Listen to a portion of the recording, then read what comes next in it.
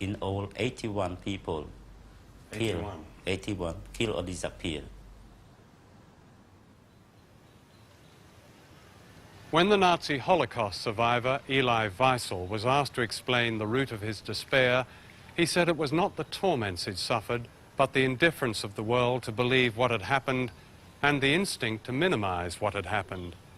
In Cambodia today, this instinct has an urgent political direction as the unthinkable is normalized and history is rewritten to appease those who would give the Khmer Rouge a new respectability and Pol Pot a second chance. Even the language is being changed. Last night I met a United Nations official who objected to my using the term Khmer Rouge. That's no longer appropriate, he said. They should now be called the representatives of democratic Kampuchea. They have a right, he said, to our neutrality. How do you eradicate genocide just in a few years? If in '85 the UN can describe it as such, and then in 1990 it disappears, how come? I think there was a political choice. You know, there was a political choice in the start in Paris for the signature of the Paris Peace Accords.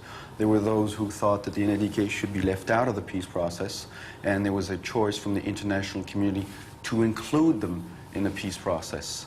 And that's, you know, the basis of the Paris Peace Accords. So, I mean, then they went from becoming the Khmer Rouge, to become the National Army of Democratic Kampuchea, and from guilty of genocide to a faction.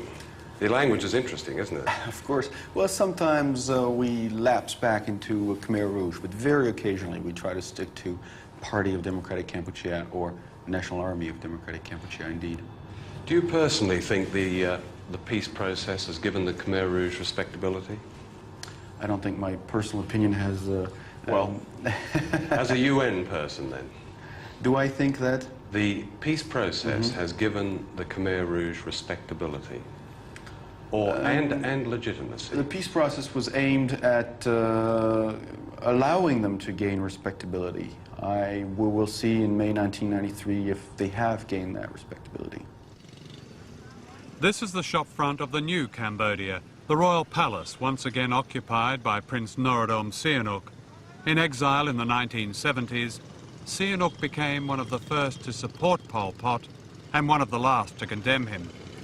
Today, having been brought back by the United Nations Accords, he disavows the Khmer Rouge, saying they are naughty dogs that need to be caressed.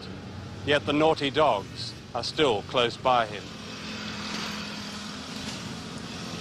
This is what most Cambodians don't see. In 1992, this fortress was erected for the Khmer Rouge